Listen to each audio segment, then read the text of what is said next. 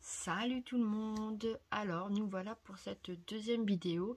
Comme je vous l'ai promis, je vais vous raconter la suite du rendez-vous que nous avons eu, le deuxième rendez-vous que nous avons eu à l'hôpital de Tours. Ce rendez-vous s'est passé jeudi après-midi à 15 h.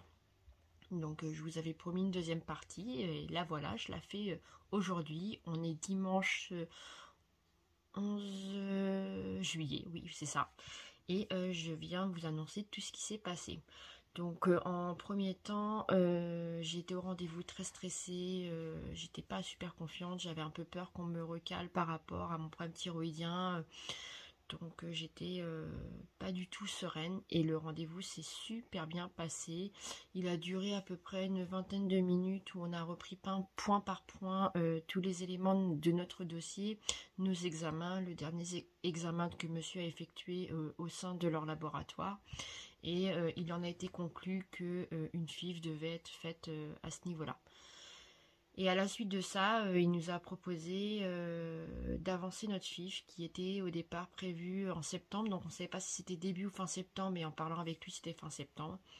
Et en discutant avec lui, on en a convenu que, à ma grande satisfaction, qu'on commencerait la FIV mi-août.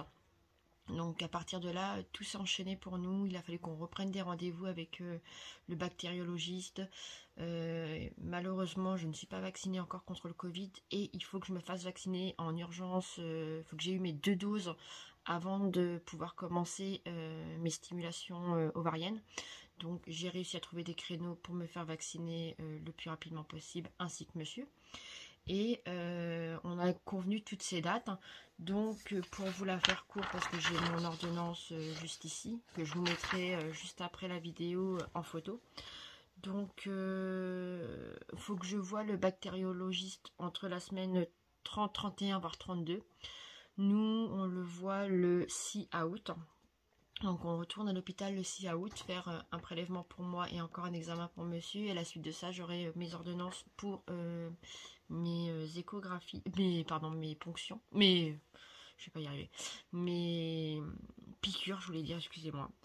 À la suite de ça, je commence mes injections donc par piqûre, donc soit par une infirmière, soit par moi-même, le 28 août. Je commence la surveillance au sein de l'hôpital, c'est-à-dire que tous les jours, voire tous les 2 jours, prise de sang, échographie à partir du 24 août, pour une durée que eux seuls me diront, en fonction de mes résultats. Et la ponction folliculaire sera faite dans la semaine 35. Donc c'est tout ce que je sais. Et le transfert, je ne sais pas encore, tout dépendra de la ponction.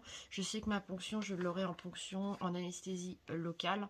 Je rentre le matin à 7h30 si je ne me trompe pas et je ressors vers 16h30 d'après ce qu'il nous expliquait. Donc voilà, c'était que des grandes nouvelles. Pour ma part, j'ai retenu mes larmes tout le long du cabinet. Et un coup que je suis sortie dans le couloir, qu'on a dit au revoir, j'ai pleuré de joie. Ça fait plus d'1 an qu'on est dans ce parcours, qu'on fait des examens, qu'on voit des spécialistes, et cette phrase de on vous fait votre FIV telle date, le début de cette FIV, on l'attendait déjà depuis des mois et des mois, et c'est quelque chose qui est formidable en fait.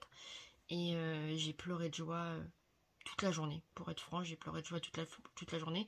Je pleure encore par moments, euh, de joie, d'incertitude, dans le sens où j'ai peur de ce qui va se passer maintenant. C'est plus moi qui contrôle mon corps, mais ça va être la médecine. Et ça, il faut que je laisse la médecine avancer. Et moi, il faut que je les laisse faire. Donc c'est un petit peu ce qui me fait peur à moi-même. Mais après, mon conjoint m'entoure très bien, il me soutient, il me guide. Et je sais que si j'ai quoi que ce soit, il sera là pour moi sans aucun doute. À la suite de toutes ces bonnes nouvelles, j'ai eu besoin de m'organiser. Donc bon, je vous avais déjà expliqué le fonctionnement de mon classeur. Mais il va y avoir des nouveaux éléments qui vont se rajouter. Toutes les échographies, les prises de sang que je vais avoir tous les jours, voire tous les 2 jours, ça va être à classer. Et c'est vrai que si on me demandait des renseignements, j'avais peur de me perdre. Donc j'en ai parlé avec une amie qui elle aussi est en FIV, et elle m'a conseillé ce petit carnet-là. Donc ce petit carnet-là, je l'ai acheté sur Amazon. Je l'ai eu en 24 heures avec Amazon Prime. Après, je vous mettrai le petit lien dans la barre d'infos. C'est un carnet tout simplement violet. Je le trouve très bien, très petit, très léger pour emmener du coup avec mon gros classeur. Et dedans, vous pouvez tout répertorier, toute voilà, votre planning, le jour du transfert, combien a été prélevé, vraiment tout était répertorié, l'échographie, combien il y a eu de follicules, la taille, le diamètre. Donc je me dis que tout ce que je vais avoir en papier, je vais pouvoir le mettre sur une page dans le cahier, et je vais pouvoir m'y retrouver un petit peu plus rapidement. Je l'ai payé moins de 18 euros, j'ai dû le payer 17 euros et quelque chose. Effectivement, ça reste un investissement. Mais je me dis que de toute façon, tous les mois, j'achetais tout ce qui était test d'ovulation, que ce soit en bandelette ou en digital. Ça me revenait à peu près à une trentaine d'euros. Donc, vu que je ne vais plus m'en servir parce que j'en aurais plus besoin, j'ai... Donc, vu que tout est OK pour nous, on se lance dans cette grande aventure. Alors, je vais dire le seul hic qui se met sur ce tableau plein de couleurs, la petite tache noire qui se met, c'est que malheureusement je n'ai pas des cycles assez réguliers, pardon, et du coup c'est un petit peu compliqué pour programmer cette fibre. Donc mon gynécologue de PMA m'a prescrit une pilule. Elle s'appelle Cerazette. Donc voilà, j'ai été l'acheter en pharmacie parce que celle-ci n'est pas remboursée. Il y en a qui sont remboursées, mais malheureusement vu mes antécédents avec la pilule, celle-ci n'est pas remboursée. Donc c'est une pilule que je vais prendre en continu. Et seul le centre de PMA me dira de l'arrêter à un certain moment.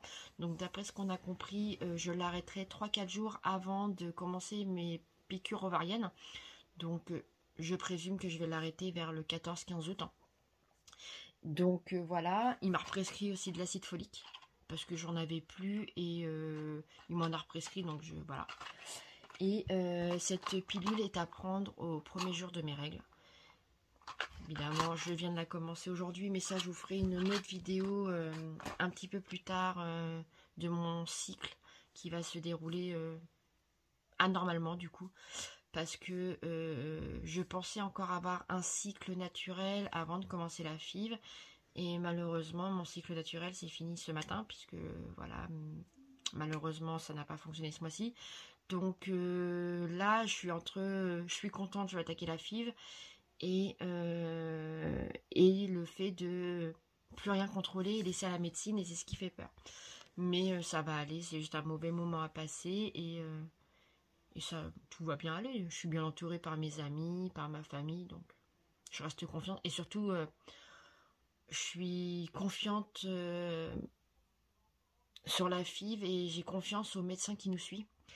Il nous a très bien rassurés, les analyses sont quand même bonnes, donc on est très confiant à ce niveau-là. Je préférais acheter ce cahier-là qui me servira tout le temps et puis qui me suivra partout, même lors de mon déclenchement. Ça permet que si malheureusement moi je suis un petit peu dans les vapes et qu'on demande des informations à monsieur, que monsieur sache de quoi on parle et qu'il trouve rapidement, même s'il connaît mon organisation et ma façon de procéder. C'est pas évident aussi pour les hommes d'être... pour moi, c'est pas facile pour les hommes d'être à notre place dans le sens où ils ressentent pas la douleur, ils ressentent pas tout ce qu'on nous on ressent hormonalement. Et du coup, si je peux lui faciliter la tâche avec un petit cahier où tout est expliqué, c'est ce que j'ai préféré investir là-dedans. Du coup, mes tests d'ovulation, je ne vais plus m'en servir. Donc, je pense que je vais les donner à des amis qui sont en essai ou quoi que ce soit. Je vais tout ranger. Mes tests de grossesse, c'est pareil pour le moment. Je vais tout mettre de côté dans une boîte et je verrai ça plus tard. Et je vais là me concentrer sur mes prochains rendez-vous que je vais avoir dans les prochaines semaines. Et on va se faire à l'idée que ce bébé va être créé hors corps humain, dans une éprouvette, mais il va être plein d'amour. On l'attend tellement depuis des mois, des mois et des mois, même des années pour être franc avec vous, même si j'ai arrêté ma pilule quand en 2019, ça fait déjà des années qu'on en parle. Et voilà, c'est quelque chose qu'on attend et il va être, comme on dit, il va être temps que ça soit notre tour. On a vu beaucoup de monde y arriver, donc maintenant on met toutes nos chances de notre côté. Donc voilà, c'était pour vous expliquer un petit peu comment ce rendez-vous s'est passé. Je me sens bien. Alors triste parce que je recommence un nouveau cycle, mais je me sens bien dans le sens où j'ai perdu énormément de poids pour mettre toutes mes chances de côté pour être acceptée en PMA. Et ça a fonctionné, même plus que ce qu'on m'a demandé. Donc je me dis que tous mes efforts sont récompensés et que voilà, toute la chance nous sourit et que maintenant bah, c'est à notre tour de jouer et je laisse mon corps à la médecine et je fais confiance à la médecine et